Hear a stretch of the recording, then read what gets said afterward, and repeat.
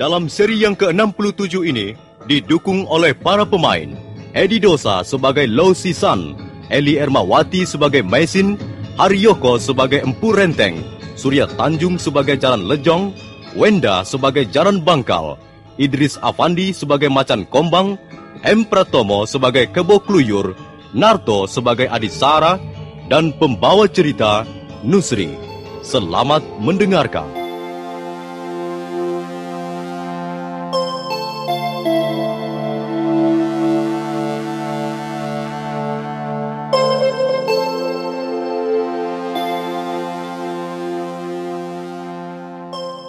Baru saja Maisin melangkah 4-5 tindak, mendadak Jaran Lejong dan Jaran Bangkal muncul menghadang mereka. Kedua orang kaki tangan Empu Tong Bajil itu segera mendekati Maisin yang menggenggam pedang naga puspa erat-erat. Kita beruntung, Kakang Jaran Bangkal. Kitalah yang beruntung, karena akhirnya kita yang berhasil menemukan pelarian orang asing itu. Hati-hati, Adi Jaran Bangkal. Mungkin yang seorang lagi bersembunyi tidak jauh dari tempat ini, dan kita bisa masuk perangkapnya. Hei, di mana temanmu yang laki-laki itu? Temanmu atau suamimu dia itu? Di mana dia? Mau apa kalian mencari Lau suamiku? Kalau kalian mau menangkap aku, silakan. Berani juga wanita asing ini, Kakak. Dia menantang untuk kita tangkap. Mungkin dia sudah tidak cinta lagi pada suaminya. Karena itu ingin kita tangkap Adi Jaran Lejong. Otak kalian kotor berdebu. Bagaimana kalian bisa menjadi pendekar sejati dengan otak sekotor moncong babi hutan? Berdebah. Kau berani sekali mengumpat kami sekasar itu. Apa kau tidak menyadari bahwa nasibmu sekarang berada di tangan kami? Ayo, menyerah saja. Menyerah dan mari ikut kami. Kalau kau menyerah, berarti kau bersikap manis pada kami. Dan hal itu tentu saja sangat menyenangkan karena pekerjaan kami bertambah ringan. Hayo, menyerah saja. Dan mari kami bawa menghadap Tuan Kebo Mundarang di Kediri. Percayalah, kau tidak akan diapa-apakan. Aku tidak akan menyerah. Sekalipun aku seorang wanita. Hayo, majulah kalian berdua. Kalian baru kuizinkan membawaku ke Kediri kalau aku sudah terkapar menjadi mayat. Jadi kau memilih cara seperti itu, Sayang sekali. Mengapa kami harus memperlakukan seorang wanita lembut seperti kau dengan kasar?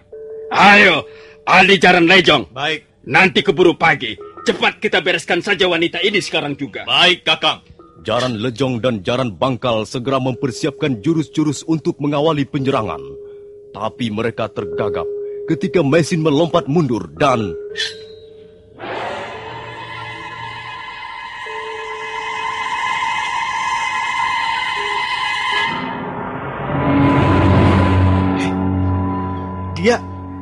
Dia menghunus pedang siluman itu, Kakang. Tenang.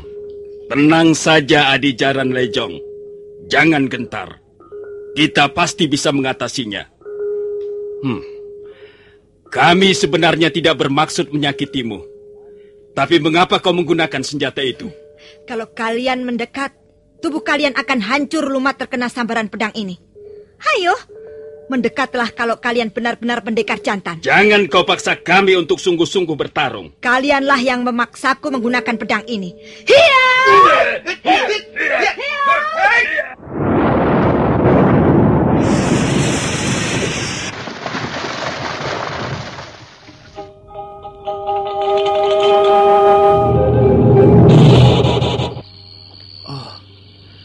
Aku seperti mendengar suara ledakan keras dari arah sana datangnya. Dan sepertinya suara ledakan pedang naga puspa. Jangan-jangan Maisin mendapat bahaya.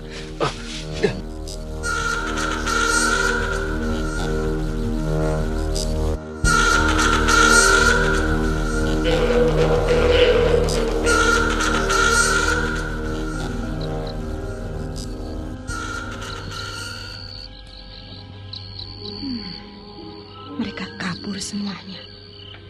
Mereka tak berani menghadapi pedang pusaka ini. Dasar pendekar berwatak pengecut. Pedang ini mengapa seperti lengket di telapak tanganku? Tenagaku seperti tersedot kekuatan dari dalam benda aneh ini. Aku tak bisa melepaskannya lagi. Bagaimana ini? Aku tidak tahan lagi. Kalau begini, aku akan lenyap bersama benda ini. Biarlah aku harus mati bersamanya. Aku akan terjun ke sungai yang dalam itu dan hilang bersama pedang naga puspa ini.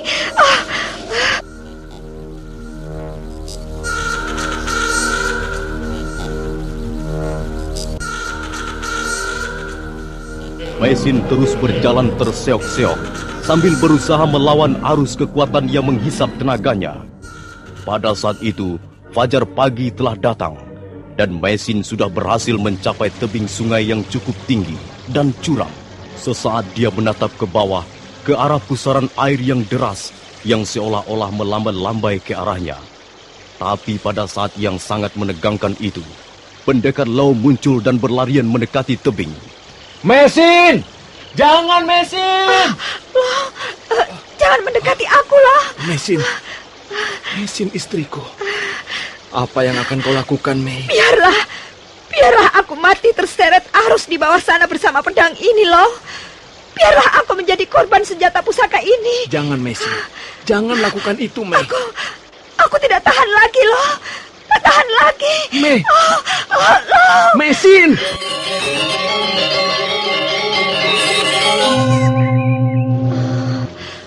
Maafkan aku, Lau. Maafkan aku. Aku tak bisa menahan diri. Sudahlah. Kau terlalu lelah. Jangan menambah beban dengan pikiran yang macam-macam. Untung kau segera datang menolong. Kalau tidak, aku tentu sudah tak ada lagi, Lau. Bukankah kau sudah tahu rahasia menggunakan pedang ini? Mengapa kau berani mengeluarkannya dan menggenggamnya terlalu lama? Kau pasti belum lupa peristiwa yang menimpa Langkir, bukan? Dia mati seketika karena berani mengamuk dengan menggunakan pedang ini. Tubuhnya hangus seperti terbakar. Iya, aku masih ingat apa yang pernah diceritakan gadis bernama Kurantil itu. Tapi entahlah, aku gugup ketika dua orang laki-laki itu mau menyerang aku. Siapa? Dua orang laki-laki katamu? Iya, aku kepergok dua orang kaki tangan Empu Tong Bajil. Mereka bermaksud menangkap aku dan membawa ke Kediri. Kalau begitu kita harus segera meninggalkan tempat ini, Maisin. Iya, benar loh. Daerah ini tidak aman. Mereka terus mencari dan melacak tempat persembunyian kita. Nah, marilah kita pergi. Kita cari tempat persembunyian yang aman. Setelah beberapa hari, kita bisa meneruskan perjalanan ke desa Kurawan.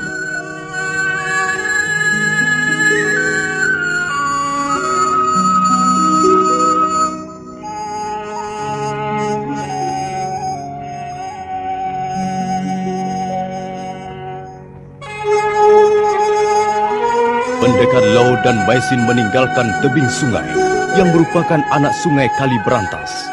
Mereka berjalan menuju kaki Gunung Anjasmara. Mereka berjalan sengaja menghindari tempat-tempat yang ramai. Menjelang tengah hari, mereka tiba di desa Pakahuli. Mereka istirahat sejenak di pinggiran desa untuk sekedar melepaskan rasa dahaga dan lapar. Setelah itu, mereka meneruskan perjalanan hingga senja tiba. Pendekar Lau mengajak istrinya menginap di sebuah vihara tua yang terletak di celah-celah lereng antara Gunung Anjasmara dan Arjuno.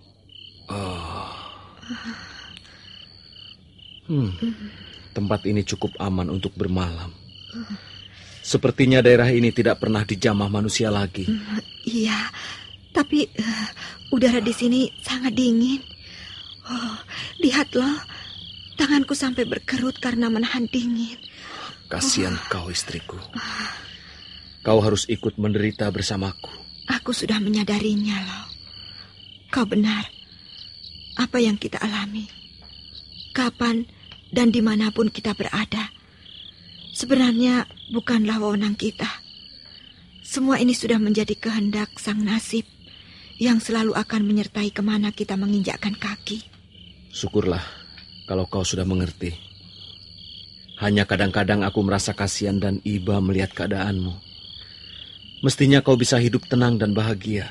Seandainya bukan Lau Sisan yang menjadi suamimu, Mei. Lau, jangan berkata begitu. Aku tak mau mendengarnya lagi. Aku berkata dengan rasa tulus, Mesin. Aku merasa tidak bisa membuatmu bahagia. Apapun yang terjadi dan kualami, selama kau masih setia, aku akan merasa bahagia loh. Oh, Mesin istriku. Aku bangga sekali dapat dipertemukan dengan seorang wanita seperti kau. Aku tidak akan menyesal seumur hidupku, Mesin. Aku pun tak akan menyesal seumur hidupku, loh. Ada apa, loh? Mengapa kau memandangku terus? Apakah ada yang aneh dalam wajahku? Kau kelihatan amat cantik malam ini. Ah, kau macam-macam saja. Rambutku kusut, dan sudah sejak kemarin aku belum membersihkan badan. Bagaimana kau katakan aku cantik? Tapi sungguh, Mesin, kau nampak cantik seperti pengantin yang duduk di atas pelaminan. Kau cantik bagaikan patung Dewi Kwan Im. Sudahlah, jangan memuji loh. Nanti aku besar kepala. Mesin, aku juga merasa dingin sekarang ini. Kau agak merapat ke sini loh. Di situ anginnya terlalu besar. Dan angin itu membawa kabut tipis yang mengandung uap air. Iya. Makanya dingin sekali. Nah, di sini memang lebih hangat. Loh, peluklah aku, loh. Mei. Mengapa kau menjadi canggung dengan istrimu sendiri? Biasanya kau selalu memeluk aku bila kita sedang duduk berdua di serambi rumah kita. Entahlah, Mesin. Mungkin karena peristiwa-peristiwa yang menegangkan selama ini, ya, membuatku menjadi canggung.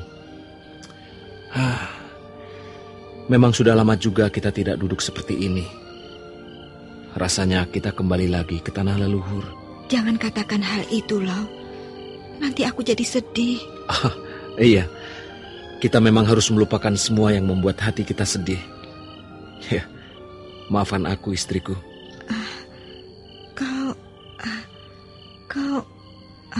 Mengapa kau belum juga tidur, loh? Apa belum mengantuk? Apakah kau sudah mengantuk? Tidurlah kalau sudah mengantuk. Besok kita teruskan perjalanan. Aku dingin, loh. Aku mau tidur sambil memelukmu. Iya, mari. Tidurlah, Mesin. Aku akan menjagamu.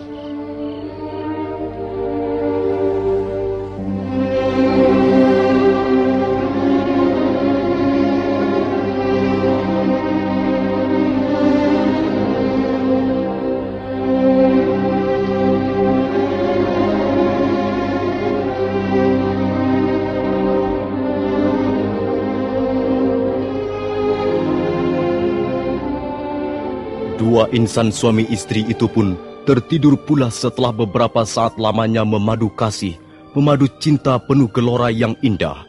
Mereka bercinta hanya disaksikan lumut-lumut yang menempel di dinding bangunan vihara tua, serangga malam, dan bulan yang mengambang kesepian di atas langit.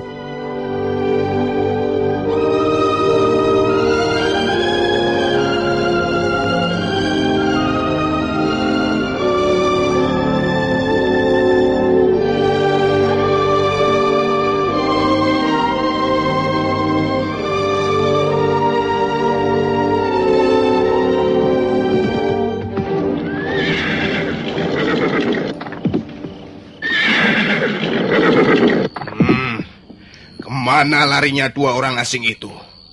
Mereka lenyap seperti ditelan bumi. Apakah merupakan keharusan untuk menangkap mereka, Tuan Renteng? Iya, itu merupakan keharusan. Itu perintah langsung dari Tuan Kepu Mundarang, selaku penanggung jawab atas nama keamanan pemerintah Kediri. Tuan, apakah mungkin ada yang berani menolong mereka?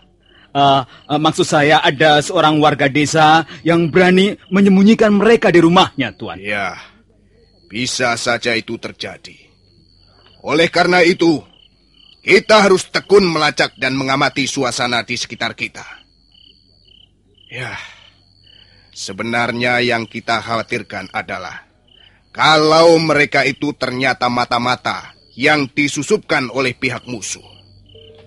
Seperti kalian ketahui, sampai saat ini, pemerintah Kediri masih terus mengadakan gerakan pembersihan.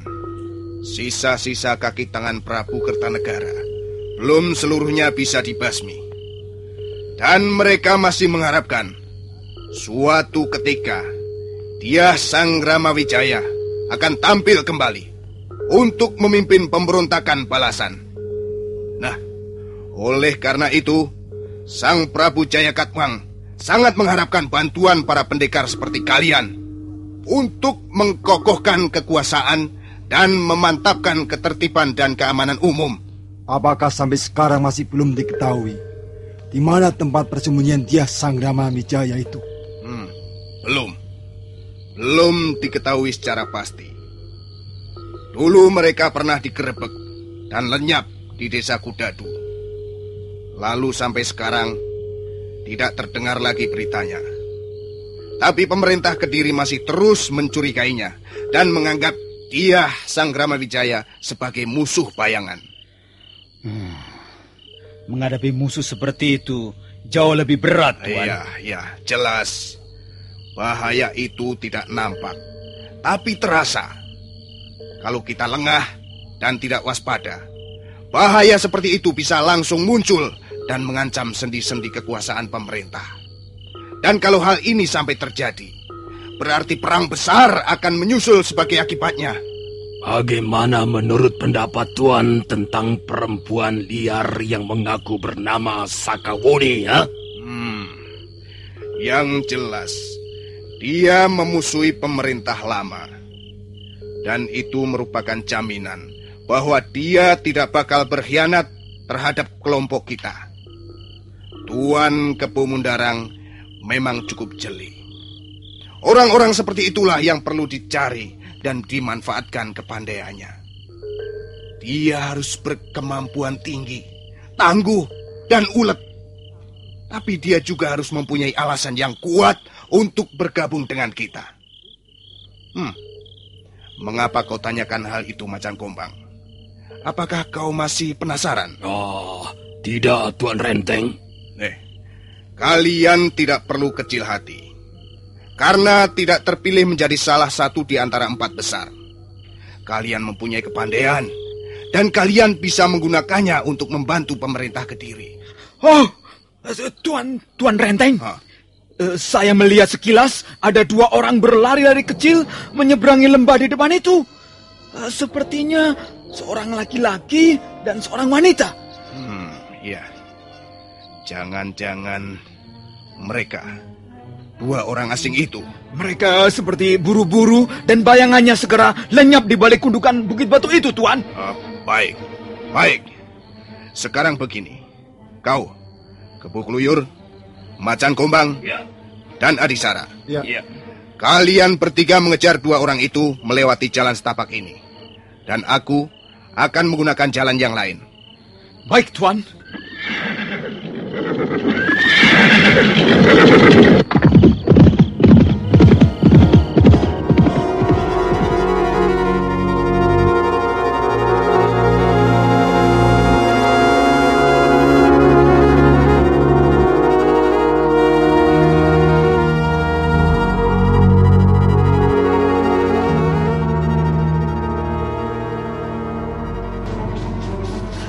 Berhenti dulu sebentar loh. Nafasku mau putus rasanya. Aku haus sekali. Apakah tidak ada sumber air di dekat sini? Entahlah. Mungkin di sebelah sana loh. Tempat ini terlalu terbuka. Rasanya kurang aman, Mei. Itu, lihat. Di sana itu ada rimbunan pohon-pohon liar. Kita istirahat di sana saja loh. Dan barangkali ada sumber air bersih yang bisa kita minum. Iya, ayolah. Pendekar Lau menjamah bahu istrinya Mereka baru melangkah beberapa tindak ketika mendadak muncul 3 orang berkuda menghampiri mereka.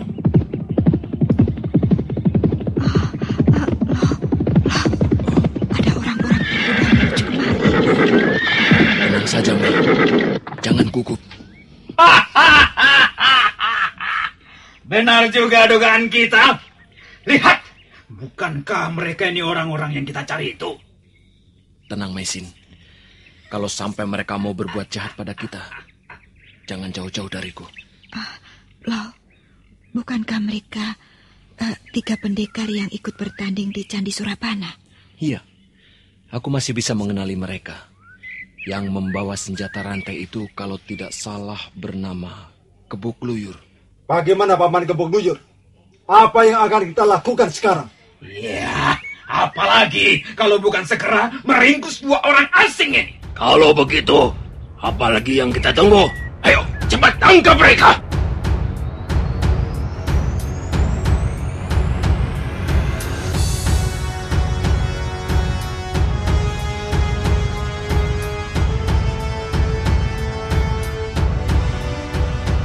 Kebuk Luyur, Macan Kombang dan Adisara segera mengambil ancang-ancang untuk mengadakan penyergapan. Pendekar Lau dan Maisin berdiri berapat dan agaknya mereka telah siap bertarung mati-matian. Kami tahu siapa kalian. Dan kami juga tahu apa maksud kalian mengepung kami. Ayo, tangkaplah. Tangkaplah kami. Tapi kami pun tidak akan berdiam diri. Lebih baik kami mati berkalang tanah daripada harus menyerah.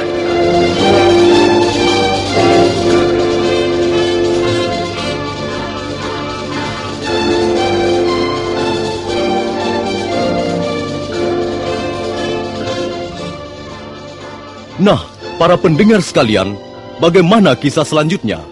Apakah akhirnya pendekar Lau dan Maisin harus tertangkap dan dibawa ke Kediri sebagai tawanan? Silakan mengikuti seri berikutnya.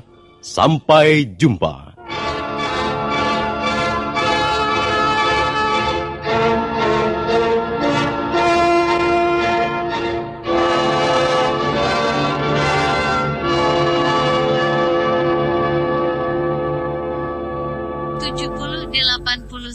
Puluhan kenangan masa lalu channel.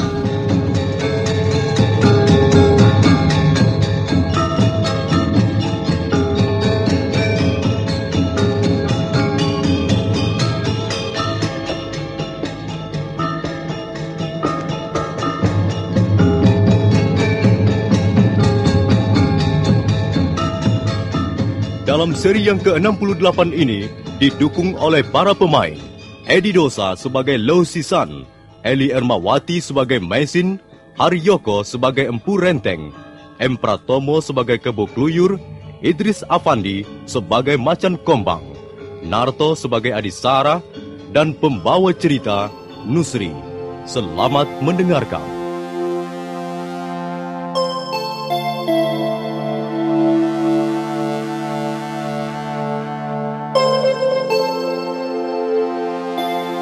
Maisin berdiri merapat ke pinggang pendekar Lau. Sementara itu Kebuk Luyur, Macan Kombang dan Adisara segera bergerak menyebar. Sambil menimang-nimang senjata kala rantai, Kebuk Luyur mendekati pendekar Lau. Hei, kalian orang asing. Jangan harap kalian sekarang bisa lolos dari sergapan kami. Apa kesalahan kami sehingga kalian mau menangkap kami? Kalian tidak perlu tahu apa kesalahan kalian. Ya.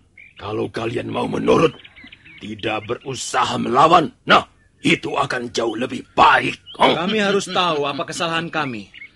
Kalau memang terbukti kami bersalah, kami tidak akan melawan. Kita manusia yang tentunya berbuat atas dasar hukum dan akal sehat. Kau tidak perlu banyak omong kosong orang asing. Pokoknya kamu menurut atau tidak.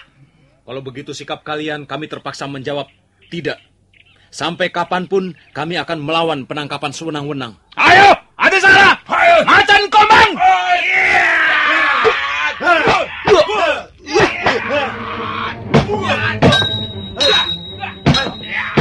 Pertarungan segera terjadi dan berlangsung dengan sengit. Pendekar Lau menghadapi Kebuk Luyur yang menyerang bersama Adisara. Sementara Maisin menghadapi jurus-jurus Macan Kombang dari lereng Bromo. Tapi belum sampai pertarungan merampungkan 10 jurus, mendadak terdengar derap kaki kuda mendekat. Lihat, Tuan Renteng. Ternyata benar penglihatan mata saya. Inilah mereka. Pelarian orang-orang asing itu. Coba kalian minggir. Kuharap mereka bisa kita ajak bicara secara baik-baik. Baik, Tuan. Kalian pandai juga bersembunyi. Cukup banyak dikerahkan para telik sandi untuk melacak pelarian kalian. Tapi sampai saat ini, belum ada laporan yang mengembirakan. Ini membuktikan bahwa kalian orang-orang yang cerdik, yang ulet, dan sekaligus berani. Tapi kami yakin, sekalipun kalian pandai mencari tempat persembunyian melebihi seekor bunglon, suatu saat pasti akan tertangkap juga. Sebab hendaknya kalian tahu, daerah ini semua sudah dikepung rapat. Ratusan telik sandi disebar, dan mereka juga bekerja sama dengan penduduk desa. Kalian tentu tak akan selamanya bersembunyi dalam kesunyian di hutan, atau di tempat-tempat yang terpencil. Iya, kami juga tahu bahwa kami tak mungkin selamanya hidup dalam pelarian di tempat persembunyian. Nah, itu bagus sekali. Artinya, kalian menyadari keterbatasan kalian, kelemahan kalian. Kulihat kalian berdua sudah sangat lelah. Mengapa kalian tidak menyerah saja? Tidak, kami tidak akan menyerah, karena kami merasa tidak pernah berbuat salah. Soal salah atau benar, itu soal mudah. Tuan keliru. Justru soal itulah yang paling utama, Tuan. Di mana letak hak asasi seorang manusia kalau dia bisa ditangkap tanpa kesalahan? Untuk mengetahui apakah salah atau tidak salah, maka kalian harus diperiksa dulu oleh mereka yang menguasai bidang hukum dan tata tertib pemerintahan. Dan untuk memeriksa kalian, tentu saja kalian harus bersedia kami bawa ke kota Kediri. Di depan para penghulu kehakiman nanti, kalian bisa mengadakan pembelaan. Maaf, Tuan. Kami tidak bersedia. Kami keberatan. Mengapa? Kami tidak mempunyai jaminan, tidak mempunyai perlindungan atas keselamatan jiwa kami. Aku yang menjamin. Aku yang akan melindungi kalian kalau memang kalian tidak bersalah. Tapi bagaimana kami bisa percaya pada janji dan perkataan Tuan? Sulit juga kalau begitu. Sebenarnya kalian ini siapa? Kalian berasal dari mana dan kalian mempunyai tujuan kemana? Namaku Lo Sisan. Dan ini istriku, Mesin. Kami datang dari negeri yang jauh, dari daratan Mongolia. Lalu, kemana arah dan tujuan perjalanan kalian? Maaf, Tuan. Soal itu terpaksa tidak bisa kami katakan. Loh, mengapa? Siapa tahu kami dapat membantu. Kalian pasti mempunyai satu tujuan tertentu. Kalian ingin menemui seseorang, bukan? Maaf. Kami terpaksa tidak bisa mengatakannya.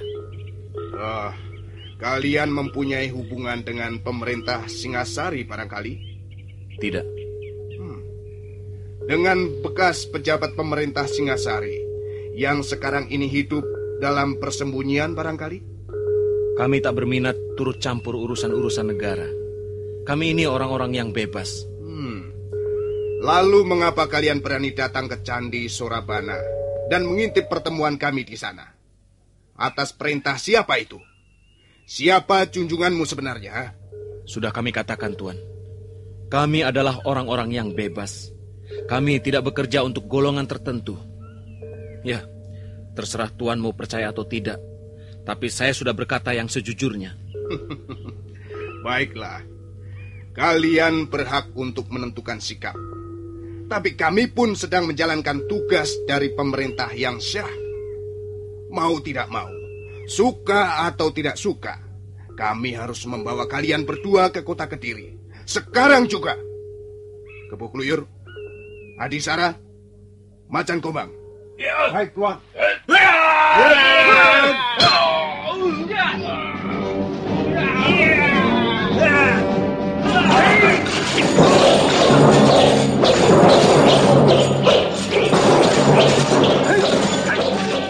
Kali ini pendekar Lo dan Maisin benar-benar bertarung antara hidup dan mati.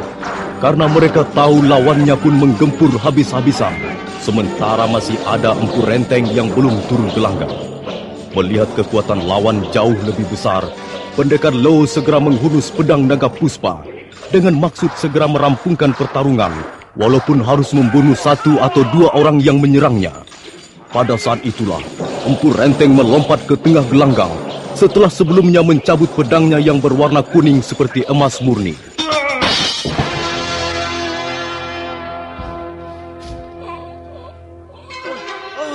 Macan Kumbang kena, Tuan. Lihat, lehernya mengucurkan darah segar.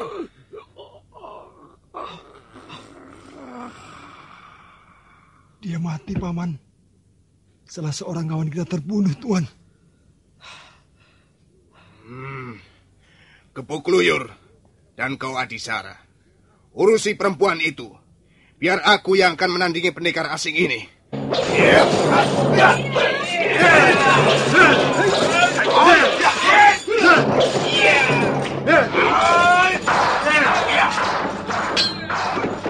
Pendekar Lo dengan gigih menahan serangan yang dilontarkan Empu Renteng dengan sambaran pedang kuningnya.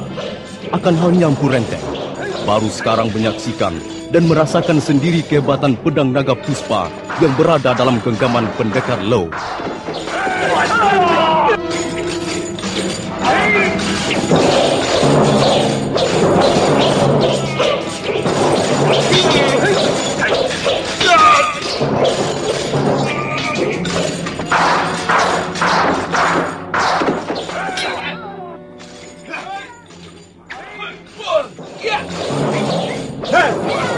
Pedang yang di tangan orang asing itu.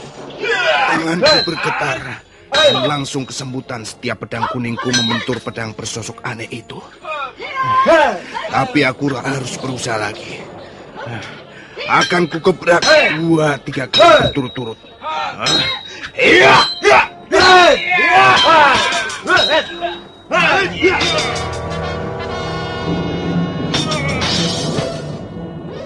Sebenarnya pendekar Lo tidak merasa kesulitan untuk membendung arus serangan Empu Renteng yang terus mengalir bagaikan banjir bandang. Tapi dia justru sangat mengkhawatirkan keadaan istrinya. Maisin memang kelihatan kerepotan dan keadaannya makin lama makin payah. Mendadak Adisara dengan jurus setan rebutan Sacen yang ganas dan membingungkan menyerang dengan bertubi-tubi. Maisin menjadi gugup.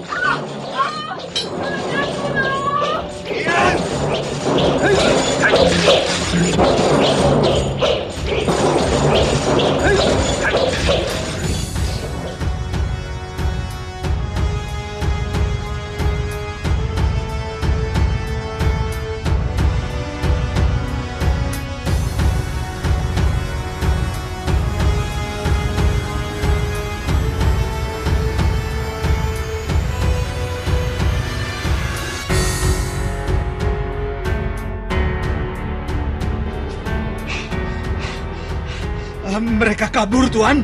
Mari kita kejar, Paman. Tahan! Tidak usah dikejar. Mereka tidak akan mampu lari jauh. Iya, Adisara sudah berhasil melukai perempuannya, Tuan. Ya, karena itu kita tidak usah buru-buru. Biar saja mereka merasa tenang sesaat. Sementara itu, kita akan mencari akal untuk meringkusnya. Kalau perlu, kita minta bantuan Kakang Bajil di Jasun Wungkal. Tapi Tuan, kalau kita kejar, kemungkinan besar kita bisa menangkap mereka. Dengar! Selama pendekar asing itu masih menggenggam pedangnya yang bentuknya aneh, dia tetap masih merupakan bahaya yang besar. Kalau dia mengamuk, salah-salah kita yang menjadi kurban. Karena itu, kita harus bersabar. Tunggulah, aku akan mencari siasat untuk membekuk mereka tanpa harus menelan kerugian. Nah, mari kita ke Jasun Wungkal.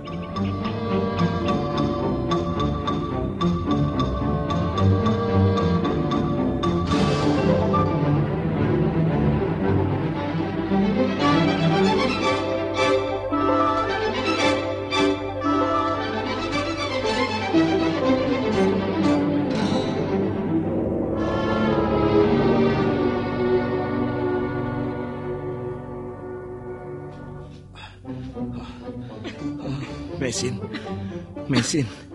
Oh, kau tidak apa-apa. Kau masih bisa menahan luka dalammu, bukan? Aku lengah. Pukulan orang itu keras sekali menerkam punggungku. Aku menyesal sekali. Seharusnya aku terus menjagamu. Tapi orang yang kurus jangkung itu terus memburu aku dengan pedang kuningnya. Rupanya ini merupakan siasat mereka, Mei. Mereka berharap dapat melukaimu dan menjadikannya sandera. Bagaimana rasanya?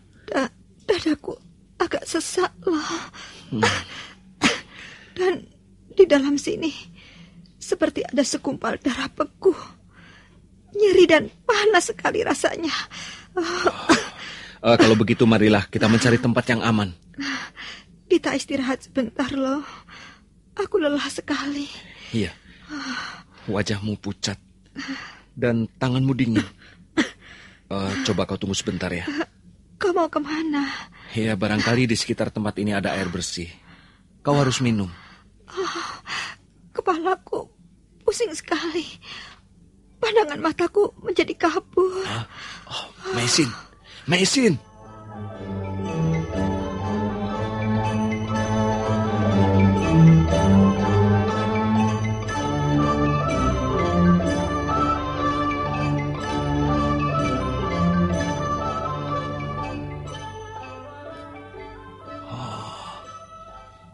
Dia pingsan lagi.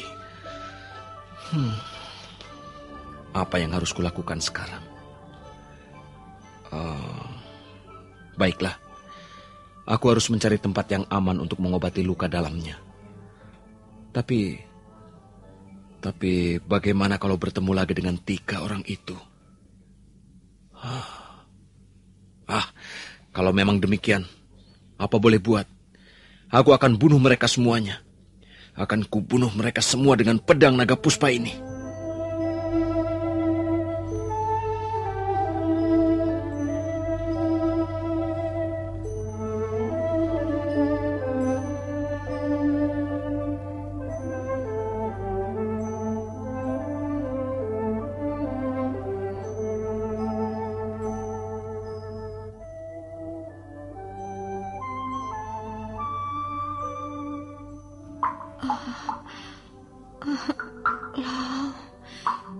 Di mana kau, suamiku? Mesin, aku di sini, di sampingmu. Tempat apa ini? Mengapa rasanya dingin? Kita berada dalam sebuah goa. Entah goa apa namanya. Yang penting kita bisa istirahat dengan aman. Oh iya, bagaimana rasanya lukamu sekarang? Apakah aku pingsan tadi? Iya, kau pingsan.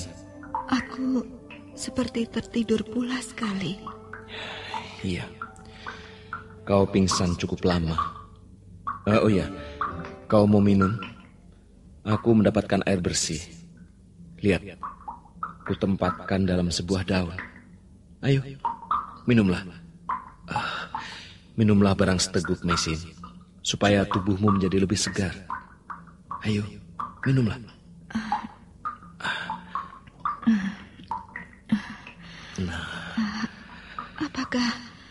Apakah mereka masih terus mengejar kita, loh? Mungkin saja begitu. Kau tahu sendiri bahwa pemerintah Kediri telah turun tangan, bukan? Dan mereka menyebarkan orang-orang ke segala penjuru desa. Kalau begitu, kita telah menjadi musuh negeri ini. Tapi kurasa tidak. Buktinya masih kita temukan orang-orang yang bersikap baik. Seperti Aki Gumbrek, lalu gadis yang aneh itu juga. Sudahlah, jangan putus asa, Mesin. Kita pasti bisa keluar dari kesulitan ini. Masih terasa sakit? Dadaku masih sesak. Kadangkala sukar sekali untuk menarik nafas. Baiklah, aku akan mengobatimu. Kau bisa duduk, bukan? Kau akan mengobati dengan cara bagaimana, loh? Sudahlah, tidak usah. Lebih baik kau istirahat. Kulihat kau juga lelah sekali. Kau butuh istirahat, loh. Sudahlah, Mei. Jangan pikirkan aku. Yang penting kau sembuh dan bisa meneruskan perjalanan lagi. Ayo, duduklah. Rupanya kau belum tahu juga ya. Aku bisa mengobati luka dalam. Ya, dengan menyalurkan tenaga dalamku ke tubuh orang yang terluka. Ayo, kita coba saja. Duduklah. Pelan-pelan. Nah, duduklah baik-baik. Kaki bersila dan aturlah pernapasanmu. Dan pusatkan perhatian pada bagian yang terluka.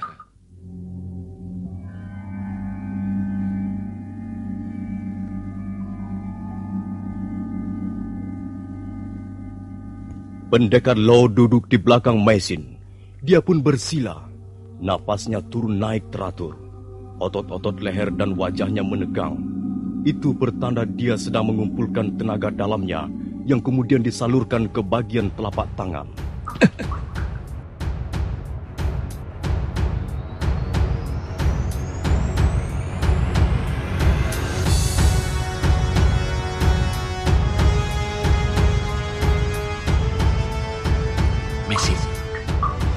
Mesin. Dia pingsan lagi. Ya, tapi aku sudah berhasil mengeluarkan sebagian darah beku dari mulutnya. Dan kalau hal ini kuulangi 3 atau 4 kali, dia pasti akan segera sembuh.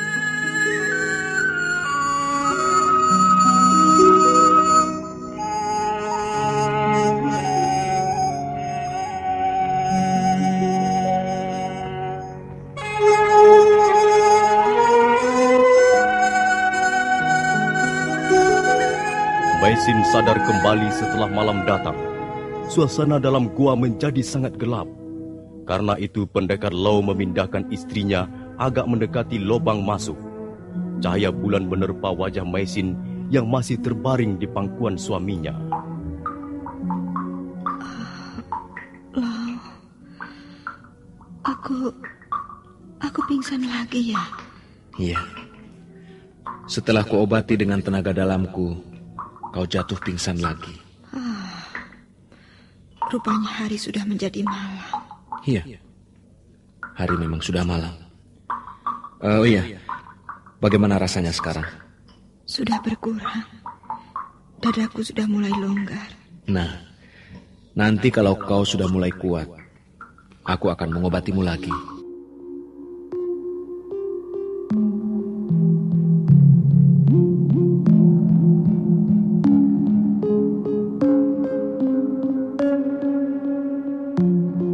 Malam itu, Maisin kembali tidur dengan nyenyak sekali.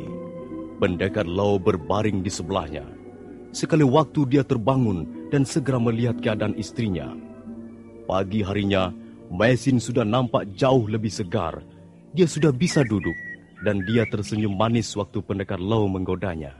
Nah, sekarang kau harus duduk kembali seperti kemarin. Aku akan mengobatimu lagi. Sudah tidak terasa sakit lagi, Lo. Rasa nyerinya sudah lenyap. Tapi, Maisin, aku harus mengobatimu sekali lagi. Hal ini untuk menghindari gangguan darah beku yang mungkin masih tertinggal di sela-sela tulang igamu.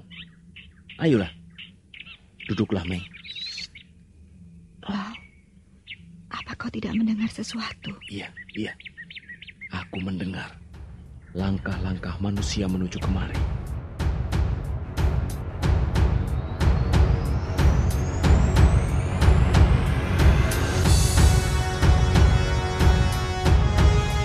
Pendekar Lo segera mendekap istrinya dan membawanya masuk lebih jauh ke dalam goa.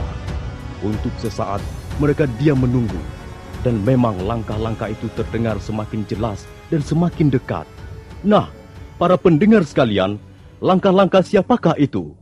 Apakah manusia ataukah binatang buas? Silakan memperoleh jawabannya dalam seri berikutnya.